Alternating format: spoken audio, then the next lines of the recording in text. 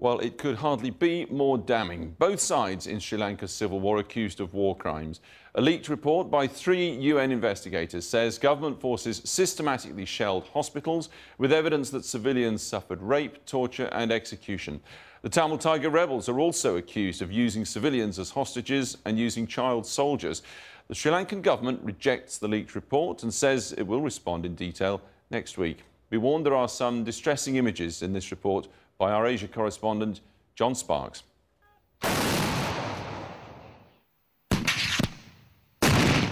Hundreds of thousands of civilians trapped on a slither of land, held hostage by one side, shelled indiscriminately by the other.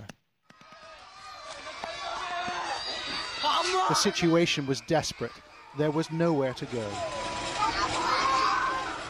If you understand the kinds of weapons being used, the way the battle lines were configured, eyewitness reports from a whole host of people, it's clear there was just massive artillery shelling, aerial bombardment. Every weapon in the book was being used. This is northern Sri Lanka 2 years later. Our pictures, shot recently, reveal a closed military zone. The separatist Tamil Tigers controlled it, but they were crushed by the Sri Lankan military. Today, a UN panel said the Sri Lankan government deliberately shelled civilians. Some were executed, others disappeared. The investigators delivered a series of hard-hitting assessments. Allegations of serious human rights abuses were credible, it says, and if proven, they would amount to war crimes and crimes against humanity. The conduct of the war represented a grave assault on the entire regime of international law, they wrote. In the final months of the conflict, the Sri Lankan military advanced rapidly into the north. As the Tamil Tigers retreated, Tamil civilians were forced to move with them. A series of safe areas, or no-fire zones, were set up, but the Sri Lankan government repeatedly shelled them.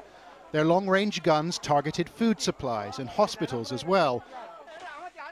The panel said this campaign constituted persecution.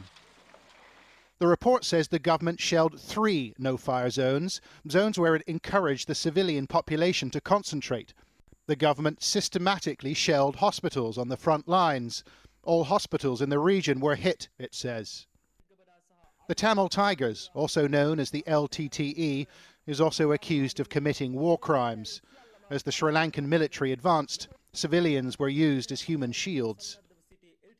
The panel found that the LTTE held civilians as hostages, using their presence as a strategic human buffer between them and the Sri Lankan army. Early in 2009, the LTTE started point-blank shooting of civilians who attempted to escape the conflict zone. What happened in the final months of the war is subject to intense scrutiny. There were no independent witnesses. International observers were banned. However, testimony and pictures like this horrific execution video obtained by Channel 4 News suggest that war crimes did take place. The Sri Lankan government says it operated a zero civilian casualty policy. The president, Mahinda Rajapaksa, said no civilians were killed in the conflict. However, the UN report says tens of thousands were killed, and Channel 4 News has obtained evidence suggesting the death toll could be much higher. Our independent source, who risked his life to film these pictures recently in northern Sri Lanka, had a startling observation to make.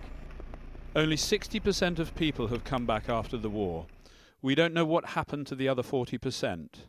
From my experience, I know that only 60 to 70% have returned. His view that many have not returned is backed up by documents obtained by us. They're census forms, and they record the numbers of civilians in northern Sri Lanka in the summer of 2008, the period before the heaviest of fighting took place. The total is nearly 430,000.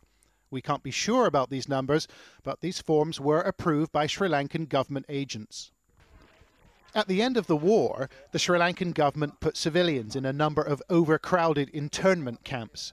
Internal UN documents show only 290,000 civilians were housed in the camps, far fewer than the number recorded in the census 1 year earlier. So we have more than 100,000 people unaccounted for, and it raises a critical question. What happened to these people? Were they killed in the war? The UN spokesman in Sri Lanka during the latter stages of the conflict says the death toll could be shockingly high. I believe that a modest estimate of the number of civilians is probably 20 to 40,000.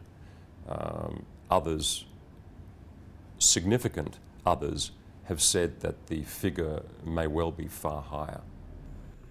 2 years on, we are beginning to find out what really happened during this vicious war.